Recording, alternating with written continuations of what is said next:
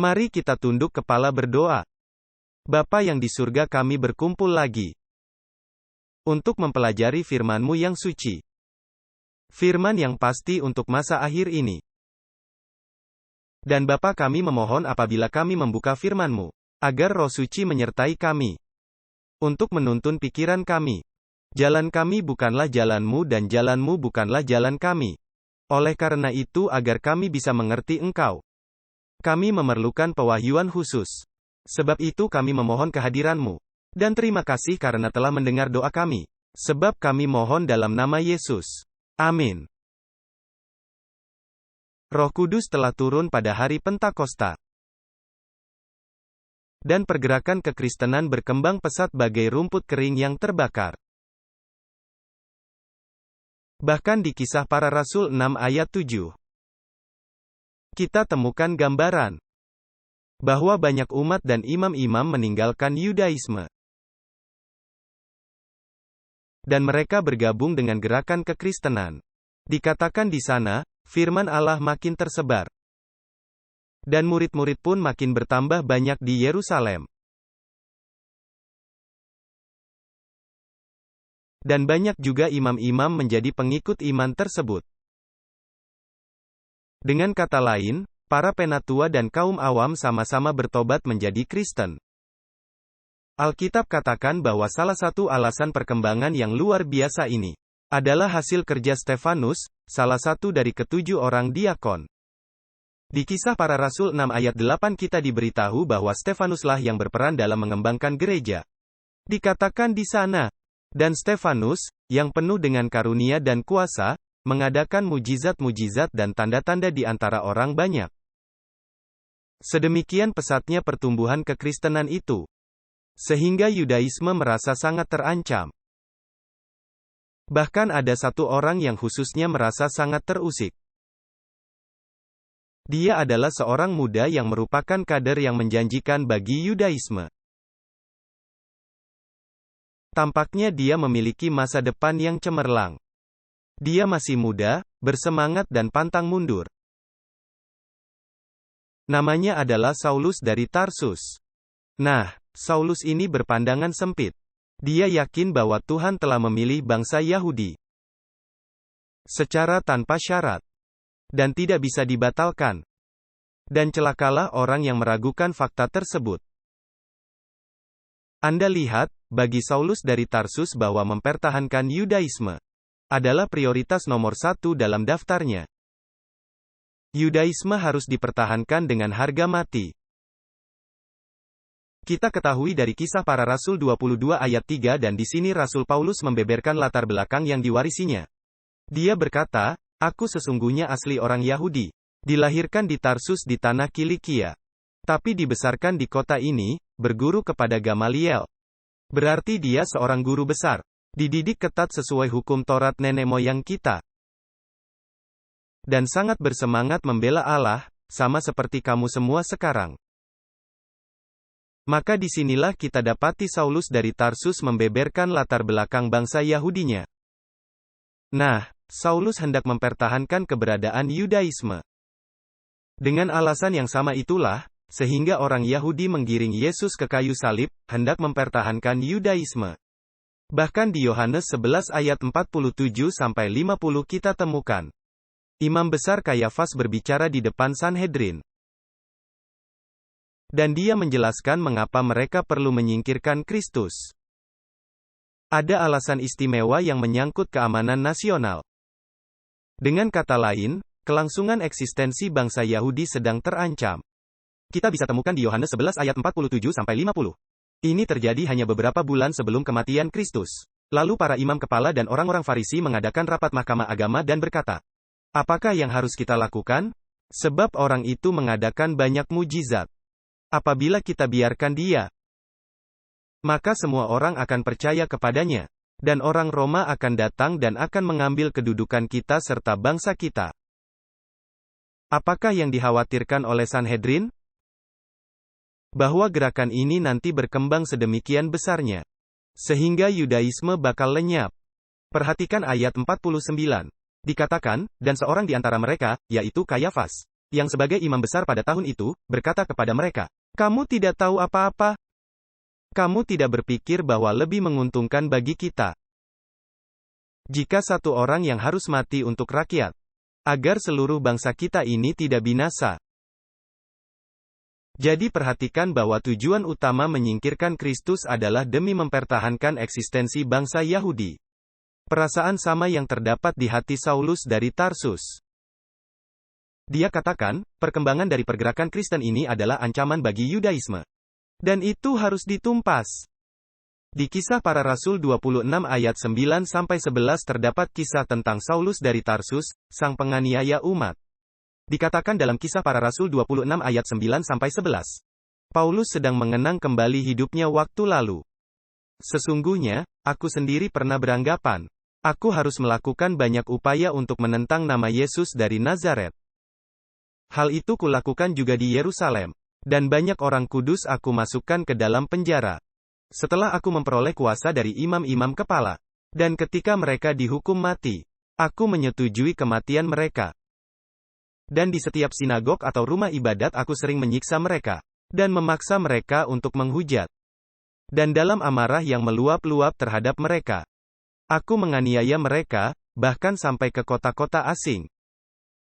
Jadi Saulus dari Tarsus memiliki roh yang sama dengan roh Sanhedrin. Dalam benaknya, yang terpenting adalah mempertahankan Yudaisme. Dan inilah alasannya mengapa Saulus dari Tarsus begitu gigih menghancurkan bukan saja kekristenan, tetapi khususnya Stefanus sebagai salah seorang yang memimpin penyebaran kekristenan secara pesat. Bahkan di Kisah Para Rasul 7 ayat 57-58 di sana kita bisa dapati bahwa ketika Stefanus sedang dirajam, Saulus dari Tarsus hadir di sana. Dikatakan, maka berteriak-teriaklah mereka sambil menutup telinga serentak menyerbu dia. Mereka menyeret dia keluar kota, lalu merajamnya. Dan saksi-saksi meletakkan jubah mereka di depan kaki seorang muda yang bernama Saulus. Tapi Saulus bukan hanya hadir untuk menyaksikan perajaman Stefanus. Alkitab memberi kita kesan bahwa Saulus dari Tarsus adalah pemimpin gerombolan dan otak di balik pembunuhan Stefanus. Dikatakan di dalam Kisah Para Rasul 22 ayat 20. Dan ketika darah Stefanus, orang mati syahidmu itu, ini Saulus yang berbicara atau saat ini lebih tepatnya adalah Paulus. Dan ketika darah Stefanus, martirmu itu ditumpahkan, aku juga berada di situ menyetujui kematiannya. Dan aku menjaga pakaian mereka yang sedang membunuhnya. Maka kita mendapatkan Saulus dari Tarsus terlibat secara aktif merencanakan pembunuhan Stefanus. Karena dialah salah satu alat dalam pertumbuhan pergerakan kekristenan. Sekarang kita dapati bahwa setelah perajaman Stefanus, Saulus dari Tarsus memutuskan untuk menjalankan tugasnya. Untuk mengejar orang-orang Kristen di kota Damaskus atau Damsyik. Bahkan dia harus menempuh perjalanan yang panjang. Karena Yerusalem letaknya jauh dari Damaskus. Orang harus melewati seluruh Israel ke perbatasan utara lalu melewati Lebanon dan masuk ke Syria. Kita mendapatkan deskripsi tentang penganiayaan itu di Kisah Para Rasul 9 ayat 1-2. Dikatakan di sana, lalu Saulus, yang masih berkobar-kobar mengancam dan membunuh murid-murid Tuhan, pergi menghadap imam besar, dan meminta surat kuasa untuk dibawa kepada sinagog-sinagog di Damsyik. Supaya, jika ia menemukan siapapun yang mengikuti jalan itu, ini adalah nama gerakan Kristen tersebut. Baik itu laki-laki atau perempuan. Ia boleh menangkap mereka dan membawa mereka sebagai tawanan ke Yerusalem. Maka Saulus dari Tarsus pun menempuh perjalanan ke Damaskus untuk menangkap orang-orang Kristen dan membawanya ke Yerusalem untuk diadili dan kemungkinan besar untuk dibunuh. Tetapi dalam perjalanan ke Damaskus itulah Saulus dari Tarsus mendapat suatu pengalaman yang bukan saja mengubah hidupnya, tetapi juga merubah pandangan teologinya. Dalam perjalanannya ke Damaskus, dia bertemu dengan Yesus Kristus. Dia menjadi sadar bahwa dengan menganiaya jemaat, sesungguhnya dia menganiaya Yesus. Karena dia mendengar suara dari surga yang berkata, "Saulus, Saulus, mengapakah engkau menganiaya aku?"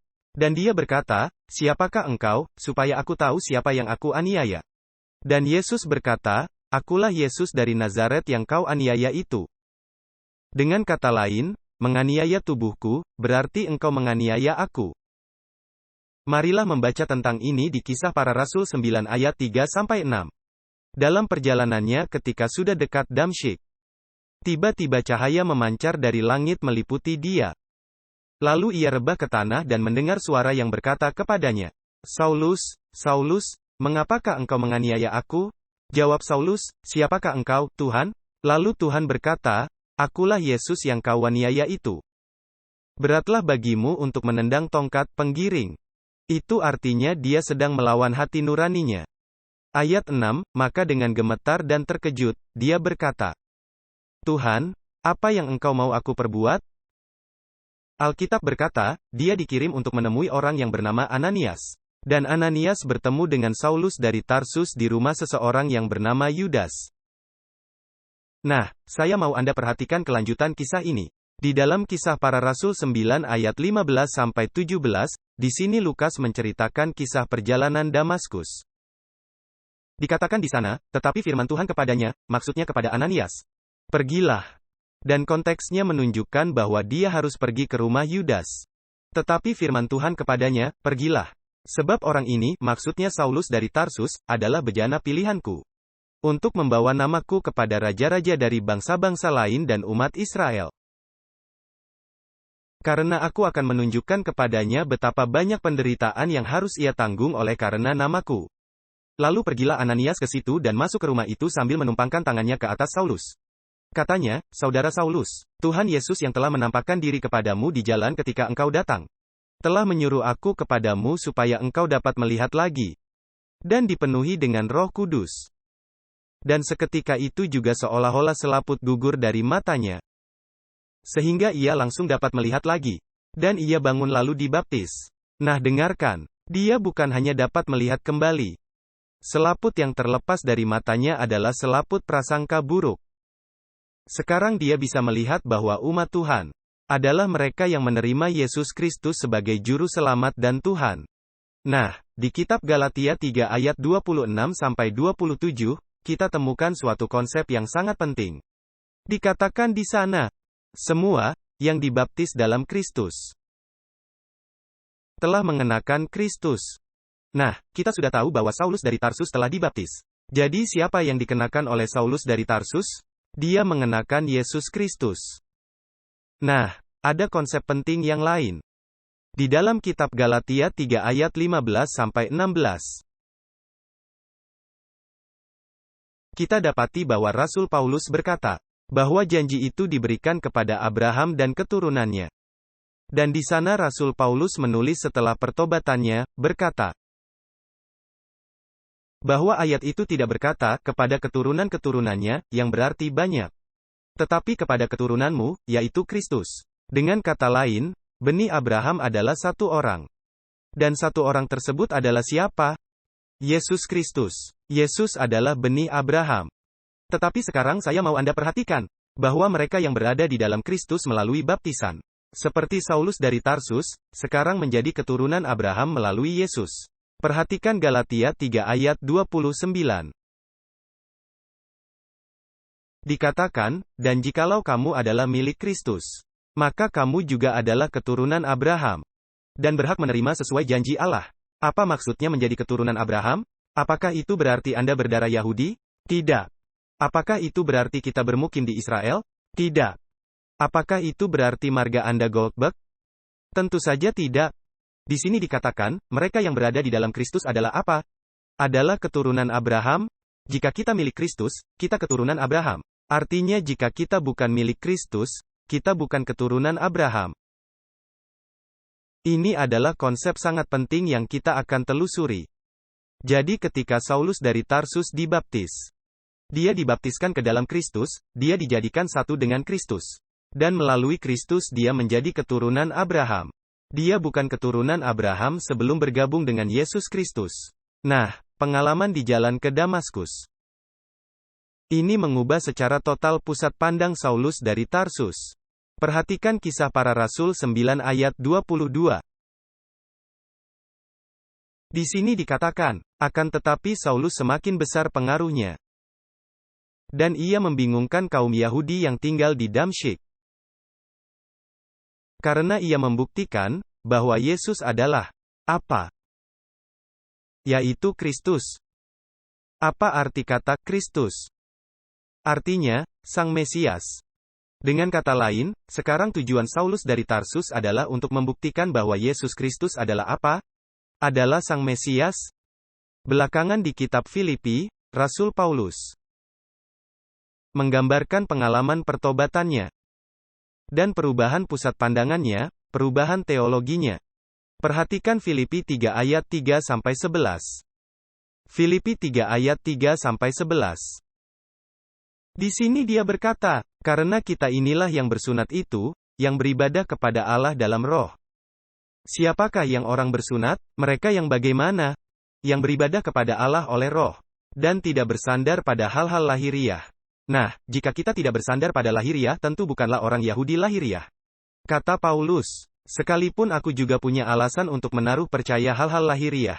Jika ada orang lain menyangka, dia bisa menaruh percaya pada hal-hal lahiriah, aku lebih-lebih lagi.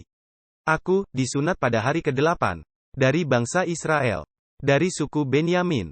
Orang Ibrani asli. Tentang pendirian terhadap hukum Taurat aku orang Farisi. Dalam hal semangat, aku penganiaya jemaat. Tentang kebenaran di dalam mentaati hukum Taurat. Aku tidak bercacat. Sepertinya dia agak sombong, bukan? Dia berkata, aku ini orang Yahudi asli. Aku keturunan Abraham, begitu sangkaku. Tetapi sekarang perhatikan apa yang dikatakannya selanjutnya di ayat 7. Tetapi apa yang dahulu kuanggap menguntungkan bagiku, hal itu kuanggap rugi karena Kristus. Malahan segala sesuatu kuanggap rugi. Karena pengenalan akan Kristus Yesus, Tuhanku.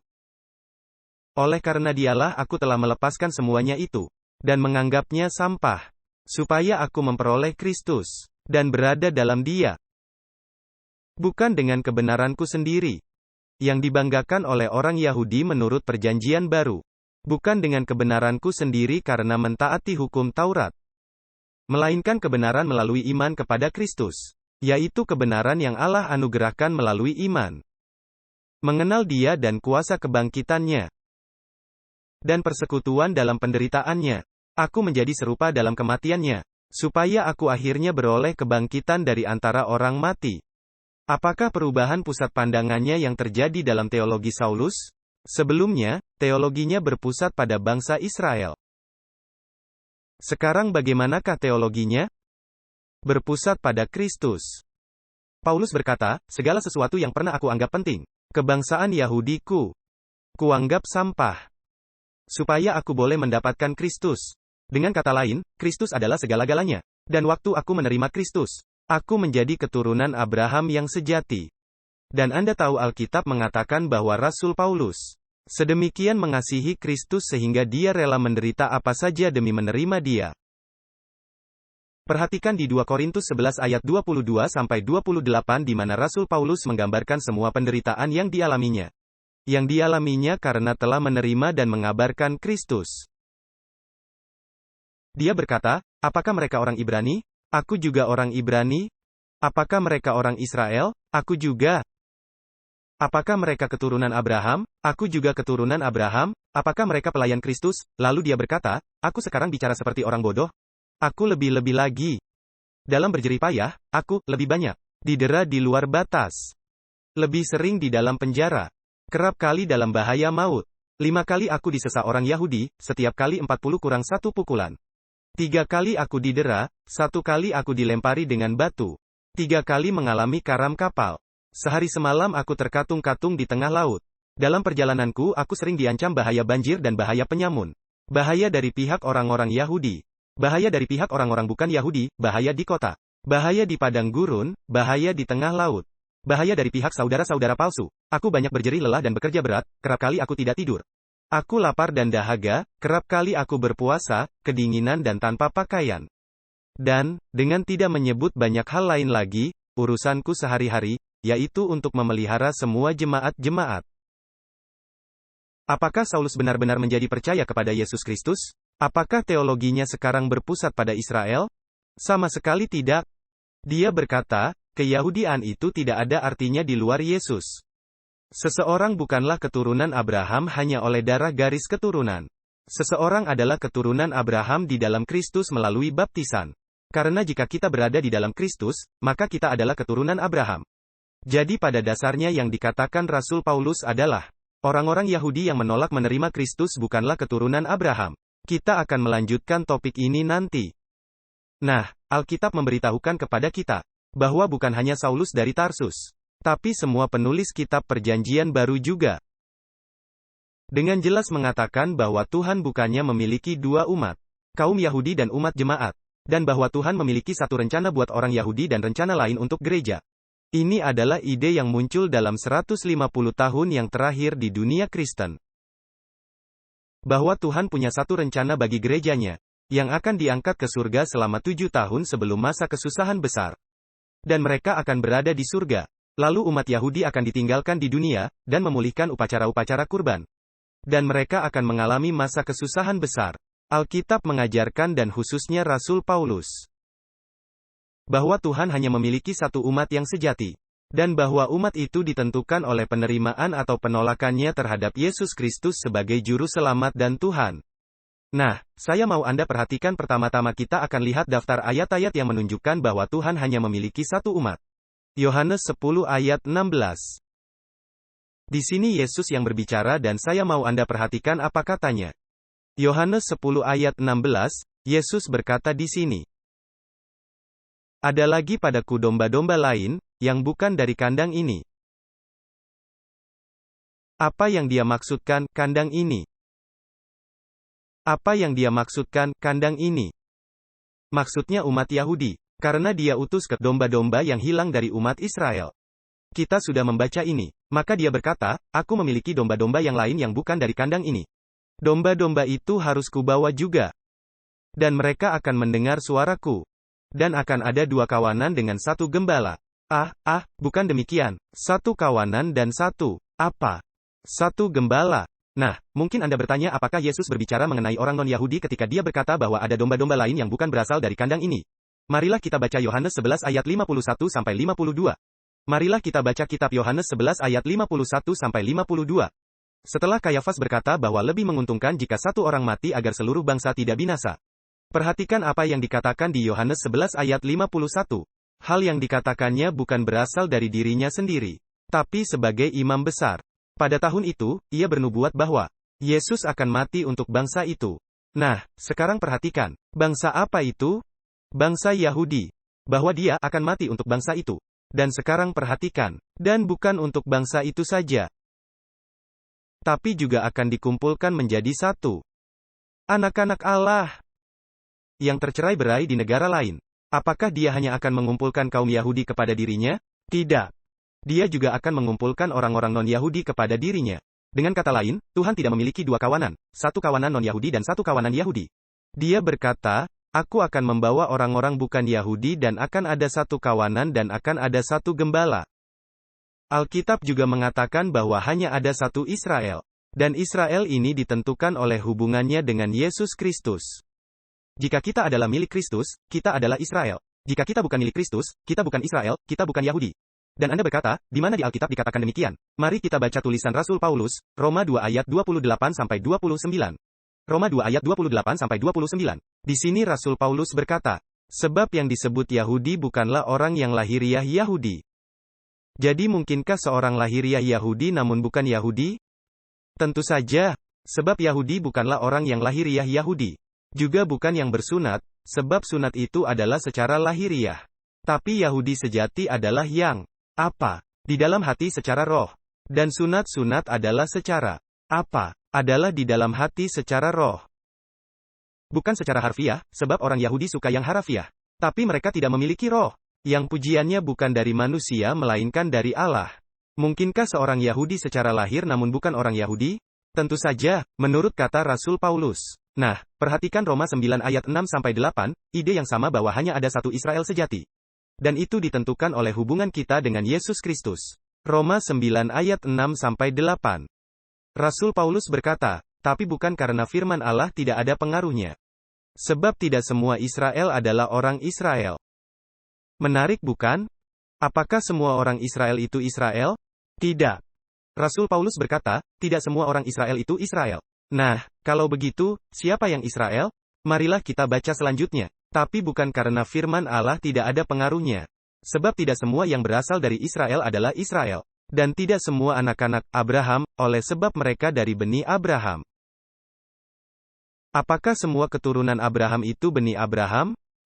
Tidak, sama sekali tidak. Paulus berkata, tidak semuanya anak-anak Abraham, oleh sebab mereka benih Abraham. Tapi dalam Ishaklah akan disebut benih. Dan sekarang dia menjelaskan maksudnya, yaitu mereka yang adalah anak-anak secara daging. Mereka bukanlah anak-anak Allah. Siapakah anak-anak secara daging ini? Orang-orang Yahudi literal yang telah menolak siapa? Kristus.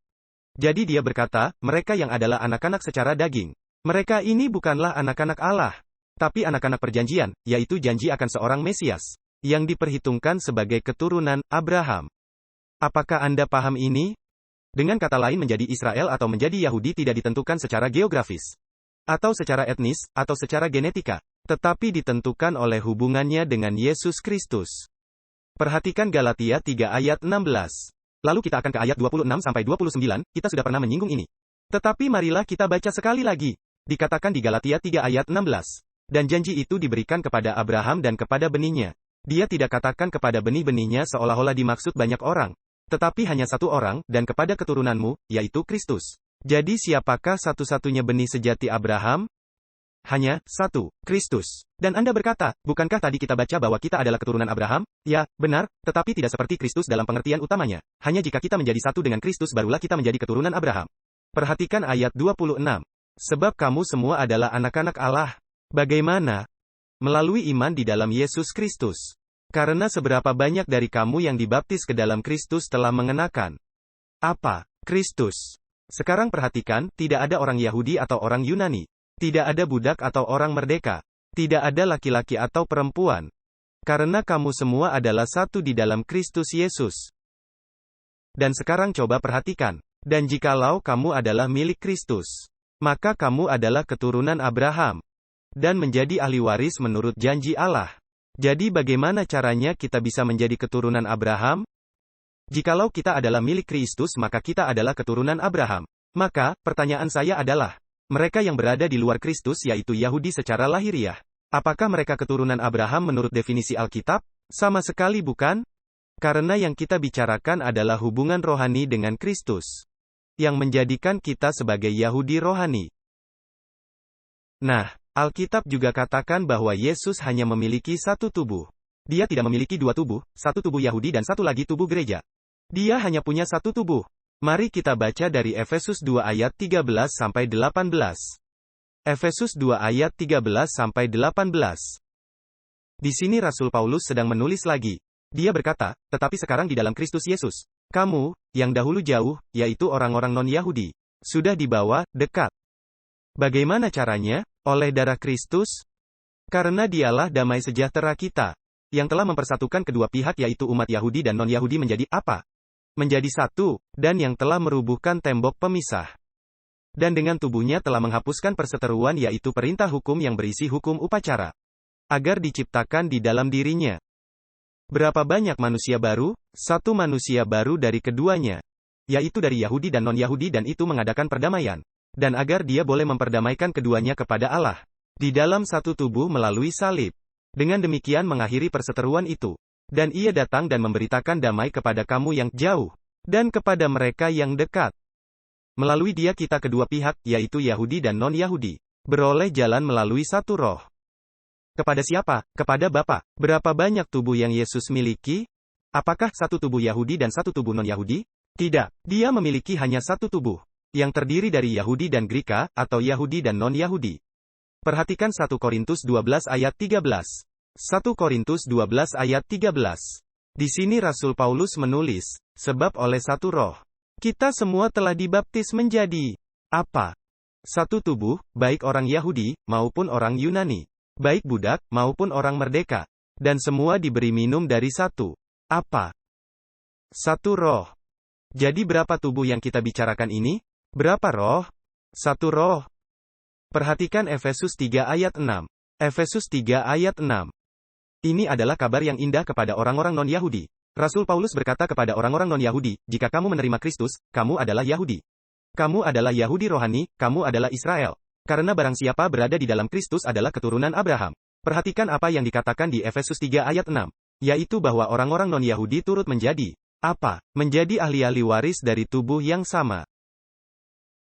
Dan punya bagian dalam janjinya di dalam Kristus. Melalui apa? Melalui Injil. Berapa tubuh yang Yesus miliki? 1. Berapa kawanan yang Yesus miliki? 1. Sekarang saya mau Anda perhatikan bahwa dia juga hanya punya satu kota. Dia tidak mempunyai Yerusalem duniawi bagi orang Yahudi dan Yerusalem surgawi buat gereja. Itu tidak masuk akal, itu tidak alkitabiah. Perhatikan Wahyu 21 ayat 2. Jangan lupa Yerusalem baru disebut kota anak domba, bukan? Dan anak domba adalah terangnya. Nah, perhatikan Wahyu 21 ayat 2. Di sini berbicara mengenai Yerusalem baru. Dan dikatakan, dan aku, Yohanes, melihat kota kudus, Yerusalem baru. Turun dari sorga dari Allah. Berhias bagaikan pengantin perempuan yang berdandan untuk siapa? Suaminya. Jadi, sang suami sekarang punya berapa kota? Dia punya hanya satu kota. Nah, kota itu terdiri atas orang-orang kudus perjanjian lama dan perjanjian baru. Bukan hanya dari orang kudus perjanjian baru. Perhatikan Wahyu 21 ayat 12. Wahyu 21 ayat 12. Berbicara mengenai kota ini, dikatakan, dan temboknya besar dan tinggi dan 12 pintu gerbangnya. Dan ada 12 malaikat di pintu-pintu gerbang itu. Dan di atasnya tertulis nama. Siapa? Ke-12 suku Israel. Nama siapa yang ada di pintu kota itu, atau di pintu gerbang kota itu? Nama ke-12 suku. Jadi apakah jemaat perjanjian lama yang diwakili di sini? Tentu saja. Nah, nama siapakah terdapat pada fondasi temboknya? Perhatikan Wahyu 21 ayat 14. Wahyu 21 ayat 14. Dikatakan, dan tembok kota itu mempunyai 12 fondasi. Dan di atasnya tertulis ke-12 nama dari Rasul Anak Domba itu. Berapa kota yang dimiliki Yesus? Hanya satu kota, yang terdiri atas orang-orang kudus perjanjian lama dan orang-orang kudus perjanjian baru. Karena nama suku-suku Israel terdapat di pintu atau di gerbangnya. Dan nama-nama para rasul ada di fondasi temboknya. Nah, marilah bersama saya ke Ibrani 11. Dan saya akan menegaskan pendapat ini bahwa Yesus hanya punya satu kota. Perhatikan Ibrani 11 dan kita akan membaca ayat 9-10. Lalu kita akan ke ayat 13-16. Ini berbicara tentang Abraham di dalam perjanjian lama. Dikatakan, karena iman ia diam di tanah yang dijanjikan itu. Seolah-olah di suatu tanah asing. Ia tinggal di kemah dengan Ishak dan Yakub. Menjadi ahli waris bersamanya dari janji yang sama itu. Sebab dia menantikan. Nah, dengarkan, ini adalah Abraham. Apakah Abraham orang kudus dari perjanjian lama? Apakah dia pendiri dari bangsa Yahudi menurut kata orang Yahudi itu sendiri? Mereka katakan, kami keturunan Abraham. Nah, perhatikan apa dikatakannya selanjutnya, di ayat 10 kota apa yang dinantikan Abraham? Yerusalem duniawi atau surgawi? Yang surgawi. Ayat 10 katakan, sebab ia menanti-nantikan kota, yang mempunyai dasar, yang direncanakan dan dibangun oleh Allah. Nah, marilah kita ke ayat 13. Mereka semua mati dalam iman, belum menerima apa yang dijanjikan itu, ini berbicara tentang orang-orang kudus perjanjian lama. Tetapi karena telah melihatnya dari jauh, mereka yakin akan janji itu, dan menerimanya dan mengaku sebagai orang asing dan pengembara di dunia ini. Sebab yang berkata demikian, menyatakan bahwa mereka menantikan. Apa? Jika mereka orang asing dan pengembara mereka mencari suatu tanah air. Tanah air mana ini? Apakah kota kecil di Timur Tengah sekarang ini? Apakah begitu? Bukan, tentu bukan. Perhatikan ayat 15. Dan jika benar mereka ingat tanah asal yang telah mereka tinggalkan, maka mereka punya kesempatan untuk kembali. Tetapi sekarang mereka merindukan tanah air yang lebih baik, yaitu suatu apa? Satu tanah air surgawi. Sebab itu Allah tidak malu disebut Allah mereka. Karena ia telah menyediakan sebuah kota bagi mereka. Apakah orang-orang kudus perjanjian lama menantikan Yerusalem baru? Ya tentu, bagaimana dengan orang-orang kudus perjanjian baru? Tentu saja. Apakah hanya ada satu kota untuk semua umat Allah dari segala zaman? Tentu saja, bukan dua kota. Nah, marilah kita melihatnya dari sudut pandang yang lain. Berapa istri yang Tuhan miliki? Secara pengertian rohani. Hanya satu. Tapi mereka yang percaya Tuhan punya dua umat yang terpisah. Menjadikan Tuhan seorang bigamis, suami dengan dua istri. Karena Tuhan punya gerejanya dan menikahi gerejanya, tapi dia juga dianggap menikahi Israel. Jadi berarti dia mempunyai dua istri. Alkitab tidak mendukung pandangan itu. Tuhan hanya memiliki satu mempelai dan itu adalah jemaatnya dari segala zaman. Jemaat perjanjian lama dan perjanjian baru. Mari kita simak hal itu di Wahyu pasal 12. Wahyu 12 ayat 1 dan 2, kemudian kita akan ke ayat 5. Dikatakan dalam ayat 1 dari kitab Wahyu pasal 12. Maka tampaklah suatu tanda besar di langit, seorang perempuan berselubungkan matahari. Dengan bulan di bawah kakinya. Dan mahkota 12 bintang di atas kepalanya. Ia sedang mengandung. Ia berteriak kesakitan hendak melahirkan. Nah, perempuan ini melambangkan apa? Kita sudah pelajari ini. Dia melambangkan jemaat perjanjian lama, bukan? Apakah Yesus dilahirkan dari garis keturunan Abraham dan dari garis keturunan Daud? Tentu saja, Yesus dilahirkan dari jemaat perjanjian lama. Siapakah anak itu? Anak itu adalah Yesus Kristus. Nah, ketika Yohanes melihat perempuan ini, apakah dia melihat perempuan ini pada tahap jemaat perjanjian lama atau jemaat perjanjian baru? Tentu di tahap jemaat perjanjian lama karena waktu itu anaknya belum dilahirkan. Apakah ibunya sudah ada sebelum anak itu? Jadi, apakah ibunya adalah jemaat perjanjian lama? Tentu saja. Jadi perhatikanlah, bahwa perempuan ini, yang hendak melahirkan anak itu, ini adalah jemaat perjanjian lama yang akan membawa Yesus datang ke dunia. Tapi sekarang saya mau Anda perhatikan, bahwa perempuan yang sama inilah, melarikan diri ke padang gurun selama 1260 tahun setelah anak itu dibawa kepada Tuhan dan ke tahtanya. Jadi apakah itu perempuan yang sama? Jadi, jemaat perjanjian lama dan perjanjian baru apakah perempuan yang sama? Mereka itu adalah perempuan yang sama pada tahapan yang berbeda, apakah Anda paham? Marilah kita baca ayat 5 dan 6, dikatakan. Maka ia melahirkan seorang anak laki-laki, yaitu perempuan itu, yang akan memerintah semua bangsa dengan tongkat besi. Dan anaknya itu diangkat naik dan dibawa kepada Allah dan ke tahtanya, itu kebangkitan Kristus. Lalu perhatikan ayat 6. Lalu perempuan itu, apakah ini perempuan yang sama? Tentu saja, ini perempuan yang sama. Dikatakan, lalu perempuan itu lari ke padang gurun, ke tempat yang telah disediakan Allah supaya ia dipelihara di situ. Selama 1260 hari lamanya. Apakah ini jemaat perjanjian baru atau perjanjian lama? Itu adalah jemaat perjanjian baru, karena saat itu, Yesus sudah naik ke Allah Bapa dan ke tahtanya. Dan ini mengacu pada periode ketika jemaatnya dianiaya pada abad pertengahan. Apakah Anda memahaminya? Jadi, Tuhan punya berapa mempelai?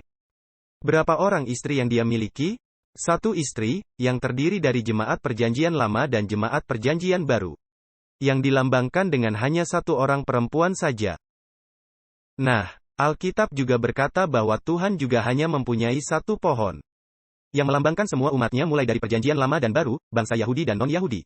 Anda bertanya, di mana dikatakan dalam Alkitab hal itu? Apakah Anda pernah mendengar cerita yang terdapat di Roma 11 tentang pohon zaitun? Pohon itu tadinya memiliki cabang-cabang yang asli. Lalu ada cabang pokok zaitun liar yang dicangkokkan pada pohon itu. Nah, saya akan menjelaskan apa yang terdapat di sana karena kita tidak cukup waktu untuk memeriksa semua detailnya. Saya akan membacakan ayat-ayatnya itu nanti, tapi Anda harus memahaminya dengan jelas. Pohon itu memiliki cabang-cabang yang asli yang dipertahankan di pohon itu, bukan? Pohon itu melambangkan Yesus Kristus. Dia adalah pohon itu dan kita adalah cabang-cabangnya, bukan? Jadi cabang-cabang yang asli dipertahankan, yaitu mereka yang menerima Yesus Kristus. Lalu ada cabang-cabang asli yang dipotong. Mengapa cabang-cabang itu dipotong? Sebab mereka menolak Yesus Kristus, Anda bisa membacanya di sana. Saya akan membacanya nanti. Lalu ada cabang-cabang asli yang setelah dipotong, dicangkokkan kembali. Mereka ini melambangkan apa? Melambangkan mereka yang tadinya menolak Kristus. Seperti siapa? Seperti Saulus dari Tarsus dan kemudian dia menerima Kristus, lalu dia diapakan? Kemudian dia dicangkokkan kembali kepada pohon zaitun itu. Lalu ada cabang-cabang yang liar, yang melambangkan orang-orang non-Yahudi. Dan cabang-cabang liar ini dicangkokkan kepada pohon zaitun. Tapi Rasul Paulus berkata, jika cabang-cabang zaitun liar ini menolak Kristus, maka cabang-cabang liar ini akan dipotong dari pohon zaitun itu. Jadi apa kunci dari seluruh ayat-ayat itu? Kuncinya adalah kepada siapa kita menjadi satu. Apakah yang menjadikan kita adalah bagian dari pohon itu? Penerimaan atau penolakan kita terhadap siapa? Penerimaan atau penolakan kita terhadap Yesus Kristus. Sekarang marilah kita baca ayat-ayatnya dalam kitab Roma pasal 11. Ini agak panjang, tetapi marilah kita baca, ayat 17-26. Di sini kata Rasul Paulus, apabila beberapa cabang telah dipatahkan. Dan kamu sebagai pokok zaitun liar, ini merujuk orang non-Yahudi. Telah dicangkokkan di antaranya. Dan turut mendapat bagian dalam akarnya. Dan dari lemak akar pohon zaitun itu, janganlah bermegah terhadap cabang-cabang itu. Dengan kata lain jangan mengejek cabang-cabang asli yang dikerat. Jikalau kamu bermegah, ingatlah, bahwa bukan kamu yang menopang akar itu, tapi akar yang menopang kamu. Mungkin kamu akan berkata, ada cabang-cabang yang dipatahkan supaya aku dicangkokkan ke dalamnya. Hal itu benar. Nah, perhatikan, mengapa cabang-cabang itu dipatahkan? Oleh sebab ketidakpercayaan mereka maka dipatahkan. Tidak percaya kepada siapa? Kepada Yesus. Tetapi engkau ini tetap oleh sebab iman. Mengapa pokok zaitun liar dicangkokkan ke dalamnya? Sebab mereka beriman di dalam Kristus. Mengapa pokok zaitun asli dipotong? Oleh sebab tidak percaya kepada Kristus. Lalu dikatakan, janganlah kamu sombong, tetapi takutlah. Sebab kalau Allah tidak menyayangkan cabang-cabang asli, Ia juga tidak akan menyayangkan kamu. Sebab itu pikirkanlah kemurahan dan kekerasan Allah atas orang yang sudah jatuh, itulah kekerasannya. Tapi atas engkau kemurahan Allah, jikalau engkau tetap di dalam kemurahannya. Jikalau tidak, maka engkau juga akan dikerat. Apakah Anda tangkap maksudnya? Dan mereka juga dikerat jika mereka tidak terus di dalam apa? Di dalam ketidakpercayaan maka akan dicangkokkan. Apa kuncinya di sini? Yaitu Yesus Kristus, bukan? Kamu bagian dari pokok itu jika menerima Kristus. Kamu dikerat jika tidak menerima Kristus. Tapi umat Yahudi dan non-Yahudi dicangkokkan ke satu pohon. Ayat 24. Sebab jika kamu yang telah dipotong dari pohon zaitun liar, dan dicangkokkan kepada yang sifatnya bertentangan dengan yang asli. Terlebih lagi mereka ini yang adalah cabang-cabang asli. Dicangkokkan ke pohon zaitun mereka sendiri. Sebab, saudara-saudara, aku tidak ingin kamu tidak mengetahui rahasia ini. Supaya kamu jangan menganggap dirimu pandai. Lalu dia jelaskan, telah terjadi kebutaan pada sebagian dari Israel. Sampai genap jumlah orang non-Yahudi masuk. Jadi ada kebutaan di antara orang Israel, sampai genap jumlah orang-orang non-Yahudi masuk. Nah, apa yang terjadi bila genap jumlah non-Yahudi masuk, dan ikut bersama Yahudi menjadi satu tubuh? Perhatikan yang terdapat di ayat 26. Dengan jalan demikian seluruh Israel akan diselamatkan. Apa artinya, seluruh Israel akan diselamatkan? Terdiri dari siapakah orang-orang Israel, menurut konteksnya? Itu terdiri dari orang Israel ditambah siapa? Ditambah dengan non-Yahudi yang telah dicangkokkan ke pokok itu. Dengan kata lain, apabila Yahudi dan non-Yahudi dicangkokkan ke satu pohon, maka semua orang Israel akan, apa? Diselamatkan? Nah pertanyaannya, apakah Rasul Paulus menjabarkan siapakah orang Israel? Tentu saja, itu bukanlah Israel badani yang berada di Timur Tengah, tapi orang Israel rohani. Sekarang, di dalam Alkitab didapati juga hanya ada satu meja perjamuan di dalam kerajaan itu. Tuhan tidak akan punya satu meja perjamuan untuk orang Yahudi dan satu lagi untuk orang non-Yahudi. Segera setelah dia menyembuhkan anak buah seorang perwira Romawi. Yesus mengucapkan kata-kata ini di Matius 8 ayat 11-12. Nah, perwira Romawi itu non-Yahudi, bukan? Jadi sekarang Yesus akan memberikan pelajaran. Dia berkata, perwira Romawi ini memiliki iman yang lebih besar daripada Israel. Dan perhatikan apa yang dikatakannya di ayat 11. Aku berkata kepadamu, banyak orang akan datang dari timur dan barat, yaitu non-Yahudi, dan duduk makan bersama-sama dengan Abraham, Ishak dan Yakub di dalam kerajaan sorga.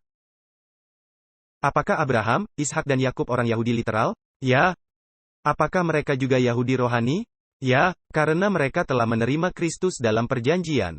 Maka dikatakan, aku berkata kepadamu, banyak orang akan datang dari timur dan barat dan duduk bersama dengan Abraham, Ishak dan Yakub di kerajaan sorga.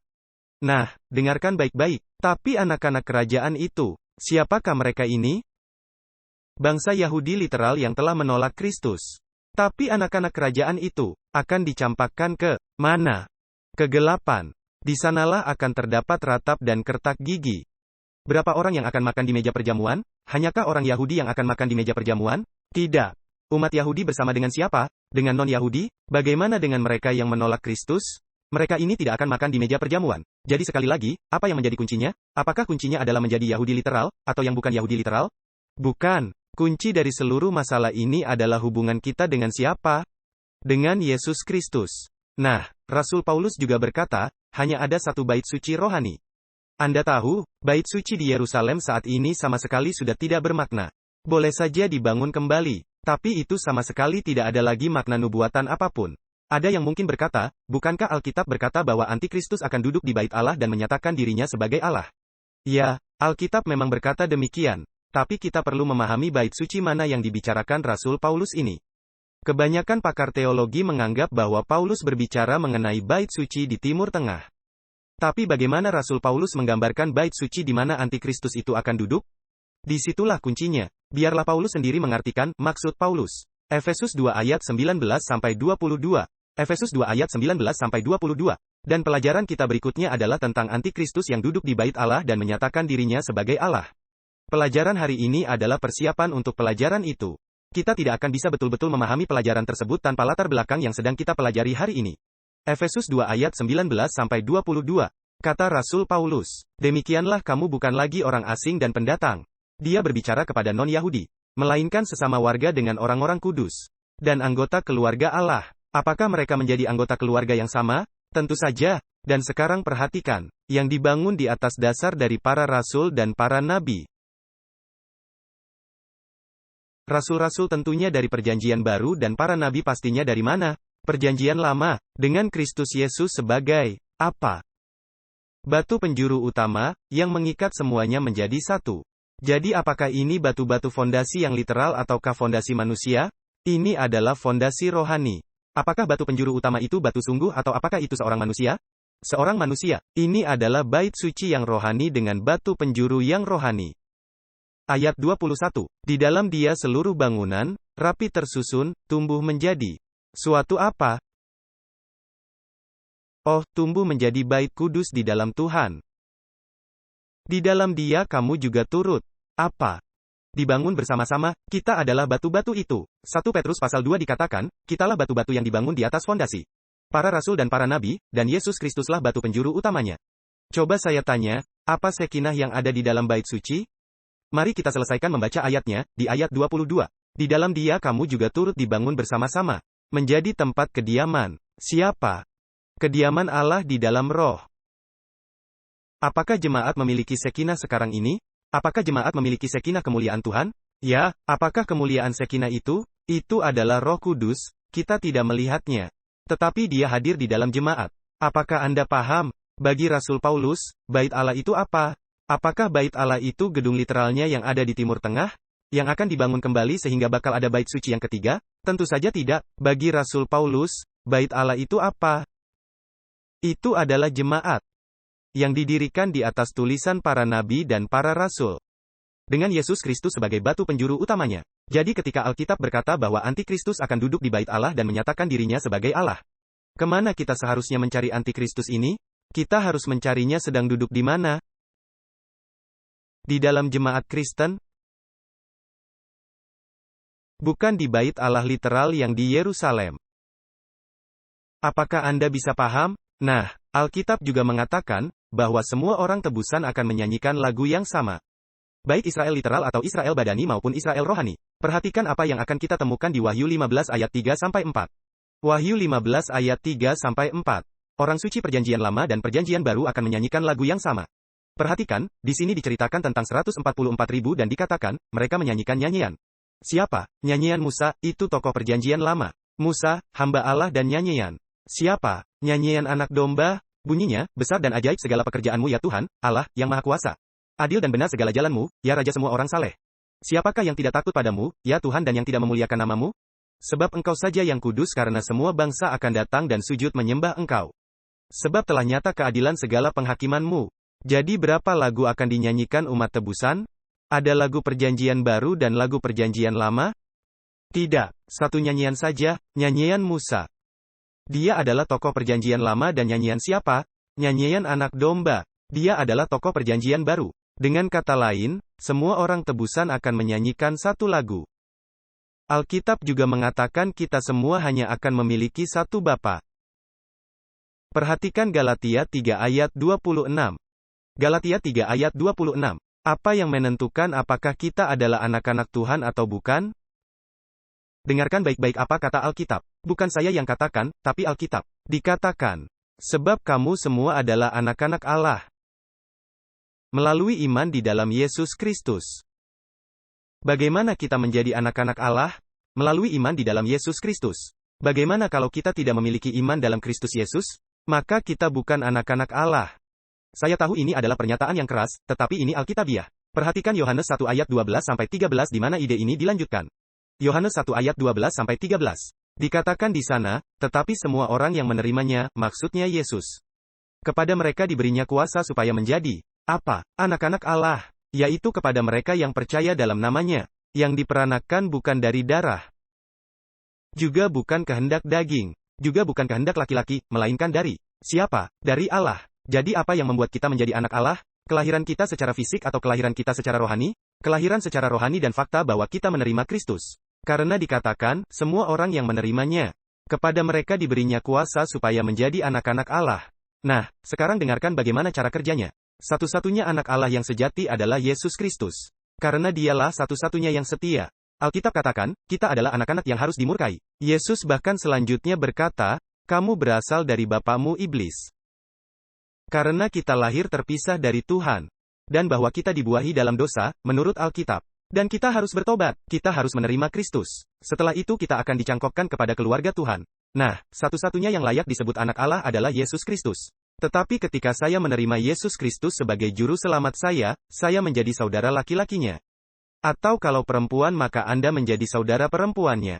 Maka Yesus datang ke hadapan Allah Bapa dan berkata, Bapa, saya punya saudara baru.